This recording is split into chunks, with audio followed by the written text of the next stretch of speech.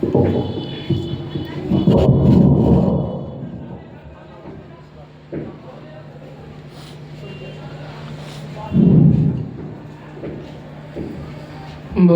श्री सद्गुरु महाराज की जय। वैसा ठंडी भी नहीं है, जोरदार आवाज लगाइए। श्री सद्गुरु महाराज की जय। श्री सद्गुरु महाराज की जय। नमो नमो सद्गुरु नमो।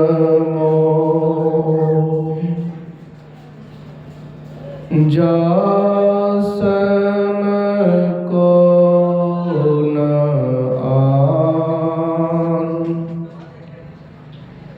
परम पुरुष होते अधिका, गावे संत सुजान।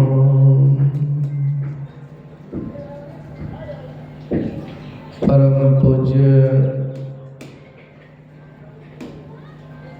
आचार्य स्वामी वेदानंद जी महाराज के श्री चरणों में नमन।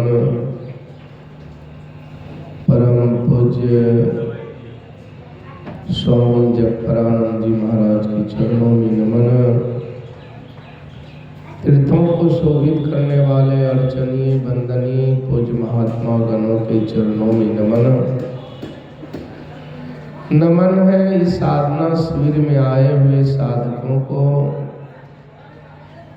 सत्संग प्रेमी सदात्माओं, माताओं एवं बहनों। अभी हम लोग रामचरितमानस से उसकी पाठ को सुन रहे थे। मैं उसकी वंदना करता हूँ जो संशयों को नाश करता है। संशय क्या है?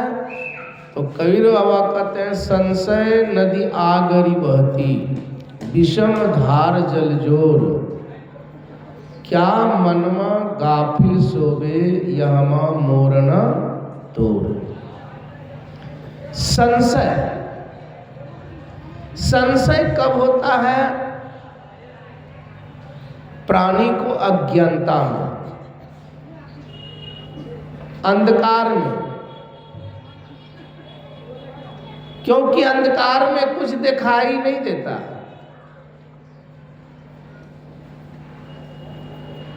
जो हमारी अज्ञानता को दूर कर दे, अंधकार को दूर कर दे, जो करने में सक्षम है, वैसे व्यक्ति की हम वंदना करते हैं। किसी भी प्रकार का संशय हो, दुविधा हो, वो हमें दूर कर दे।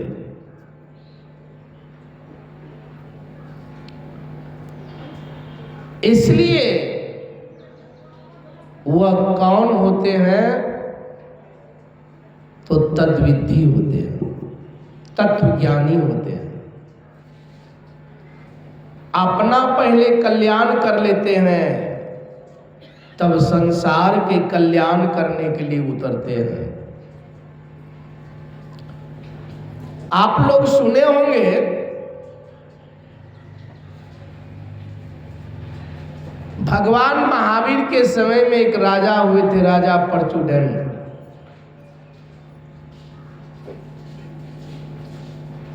उसके नगर में, राज में एक कलाकार रहते थे। वह कलाकार अच्छे थे। एक दिन राज दरबार से आ रहे थे कि राजा की रानी छत पर टहल रही थी और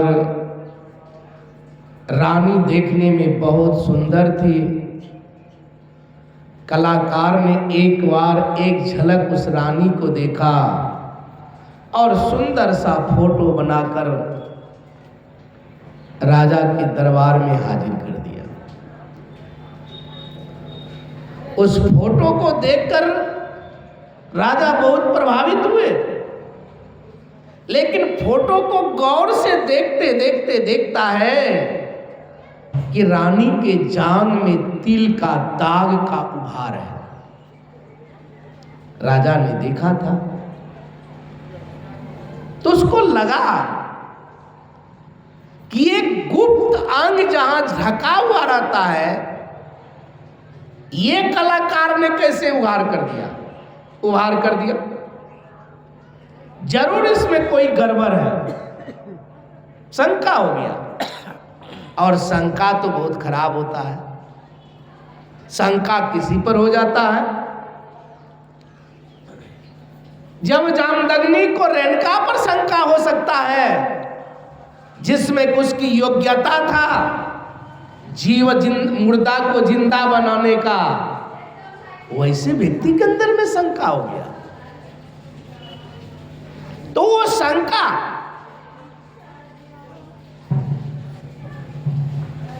राजा को जब शंका हुआ तो चित्रकार को, कलाकार को दंड देने के लिए आतुर हो गए। मंत्रियों ने, न्यायियों ने समझाया, फिर मनमान नहीं हुआ। प्राणी क्या हुआ? परिणाम हुआ, उसके सामने पर्दा के आड़ में एक कुंवरी महिला को रख दिया गया। उसकी अंगूठा को दिखाया, प्रदर्शन किया अंगूठा को, और कहा इसका चित्र बनाओ। वो कलाकार ऐसे निपुण थे, उस महिला का जो कुबरा था पीठ पर, वो अभी उभार कर दिया। मंत्रियों ने कहा कि महाराज देखें, कलाकार के लिए कोई छिपा हुआ नहीं रहता है, और वो कलाकार शुद्ध है, पवित्र है। लेकिन शंका नहीं हुआ। बहुत कहने पर कलाकार को अपमानित करके निकाल दिया गया। जब निकाल दिया गया तो उससे जो बड़ा राजा था, दूसरे राजा के पास वो कलाकार चला गया। वो फोटो को दिखाया, और फोटो को दिखाने के बाद में कहा कि महाराज ये छोटा मोटा के पास ऐसा सुंदरी नहीं रहना चाहिए, तो आपके पास रहना चाहिए, आपके जैसे राजा के पास रहना चाहिए। उसकी बात को मानकर राजा तैयार हो गए। राजा को संदेश भेजा कि तुम अपनी रानी मृगावती को मेरे पास हवाले कर दो। तो कोई अपनी पत्नी को हवाले करता है क्या? चढ़ाई हुआ, दोनों में युद्ध हुआ, राजा मारा गया, परचुदंड राजा मारा गया। मरने के बावजूद में जैसे मारा तो मृगावती को पकड़ के ले जाने लगा। तो मृगावती कहती है कि महाराज, भारतीय कुछ सभ्यता है, अभी हमारा पति मरा है, इसका दाह संस्कार करने दीजिए, हमको कुछ मौका दीजिए 6 महीना का। कहा ठीक है, मान गया राजा ने। 6 महीना में जब ये नहीं गई, फिर राजा ने लेटर भेजा। जब नहीं इसका कोई उत्तर दिए तो राजा ने फिर चढ़ाई कर दिया, चारों तरफ सेना से घेर लिया। मृगावती को मालूम होती है कि भगवान महावीर हमारे राज के बगल में बगीचा में आया हुआ है, चलो चलकर दर्शन कर लेना चाहिए। जैसे दर्शन करने के मन में होता है, मंत्रियों से कहता है, मंत्री कहता है आप पागल हो गए हैं, सेना चारों तरफ घेरा हुआ है, कब हमला करेगा पता नहीं, आपके लिए ही ये सुरक्षित रखा गया है, मेन गेट बंद है। कहा कुछ नहीं, मेरा आदेश है, गेट खोलो। मृगावती भगवान महावीर के शरण में जाते हैं, राजा के भी मन में होता है कि लड़ाई होगा, पता नहीं कौन मरेगा नहीं मरेगा, कहना कठिन है, हो सकता है हम ही मर जाए। तो राजा कहा कि उसको भी मालूम हुआ कि संत आए हुए हैं, संतों का दर्शन करना चाहिए, और चले जाते हैं भगवान महावीर को दर्शन करने के लिए। जैसे मृगावती प्रणाम करके बैठती है, वैसे वह राजा आ जाती है। राजा भी प्रणाम करते हैं और प्रणाम करके जैसे बैठना चाहते हैं वैसे मृगावती पर नजर पड़ जाते हैं और मृगावती से कहते हैं, कहो बहन कुशल हो। कहा कहो बहन कुशल हो। तो मृगावती ने अपने छोटे से नन्हा से बालक को, 10-12 साल का लड़का था, उसको उठाकर उसके गोद में दे दिया और कहा कि भैया अपना भंजा को संभालो। जिसके लिए खून खराबी कर रहा था, उस सुंदरता की पत्नी बनाने के लिए आतुर हो गया था, वासना को भुताने के लिए आतुर हो गया था, लेकिन संतों के दर्शन के मात्र से संशय का समाधान हो गया, संशय दूर हो गया। गोस्वामी जी ने कहा, वैसे व्यक्ति की प्रथम वंदना करता हूं मैं।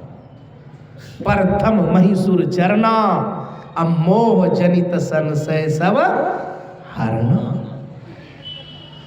संतों के शरण में ही आनंद मिलता है, कल्याण मिलता है। संसार की कोई भी वैभव है, आपको आनंद नहीं मिलेगा। बहुत जगह मैं सुनता हूं, बहुत आदमी कहता है कि बाबा सब कुछ है, मकान है, दुकान है, परिवार है, रहने के लिए है, पहनने के लिए है, खाने के लिए है, लेकिन शांति नहीं है, शांति नहीं है। और शांति इसलिए नहीं है कि संतों का संग नहीं किए हैं। इसलिए कहा महापुरुषों ने, बुद्धम शरणम गच्छामि, धम्मम शरणम गच्छामि और संघम शरणम गच्छामि। एकमात्र संसार में अगर कोई शांति का दान देने वाला है, जिसके समीप जाने से मेरा सारी दुविधाएं खत्म हो जाए और जीवन आनंदित हो जाए, अगर कोई है तो एकमात्र संत है, संत है। इसलिए अभी पाठ में सुन रहे थे, मुद मंगलमय संत समाजू, जो जग जंगम तीर्थ राजू। वो तीर्थों का राजा है, जहां पर कोई संत का आवास है, निवास है, जहां कोई संत रहते हैं, जहां कोई संत रहते हैं। और अभी सुन रहे थे ना, हरिहर कथा, हरिहर कथा को सुनने मात्र से जीव का कल्याण होता है। क्यों? उसमें सगुण सकार का वर्णन होता है, और सगुण सकार प्राणी को आनंद पहुंचाता है। जैसे रामायण पढ़िए, रामचरितमानस को ही पढ़िए, तो प्रत्येक प्रसंग में, प्रत्येक वर्ड में आपको ज्ञान मिलेगा। चलने के लिए, बोलने के लिए, बैठने के लिए, भाई से का साथ कैसे प्रेम करना चाहिए, पिता के साथ कैसा संबंध करना चाहिए, सगुण सकार में वर्णन होता ही नहीं होता है। देखिए भाई भाई में कैसा प्रेम है, अनोखा प्रेम। और जो संतों की ज्ञान में रहता है, और संत तो वही कहते हैं कि संसार में ना तेरा है ना मेरा है, ये तो रैन बसेरा है, ये रैन बसेरा है। कुछ लेकर नहीं जाने वाले हो, लेकिन अपने स्वभाव को, अपने व्यवहार को लेकर जाओ। इसलिए व्यवहार ऐसा बनाओ सुंदर, ऐसा महान व्यवहार बनाओ कि जहां से जाओ तो तुम्हें याद करे, अरे जहां जाओ कि वहां तुम्हारा इंतजार करे। जब हृदय को शुद्ध रखिएगा, विचार को शुद्ध रखिएगा, प्रेम रखिएगा, प्रेममय जीवन रखिएगा, ईर्षा द्वेष से निकाल दीजिएगा अपने अंदर से ईर्षा द्वेष को, घृणा को, और तब बैठ करके जप कीजिएगा, तब का जप बनेगा ठीक ठीक। और जैसे हृदय में कलमश है, ईर्षा है, द्वेष है, घृणा है, तो विचार कीजिएगा ये जप बनने वाला नहीं है। क्यों? कि संतों की वाणी और संतों गुरु मंत्र बहुत पवित्र होते हैं, जो हम लोग डेली पदावली से सुनते हैं। अति पावन गुरु मंत्र मन ही मन जाप जपे, उपकारी गुरु रूप को मानस ध्यान थपे, आदि आदि बातें हैं हम लोग बाबा से सुनेंगे, समझेंगे। साधना शिविर का ये शिविर लगा हुआ है। बोलिए श्री सद्गुरु महाराज।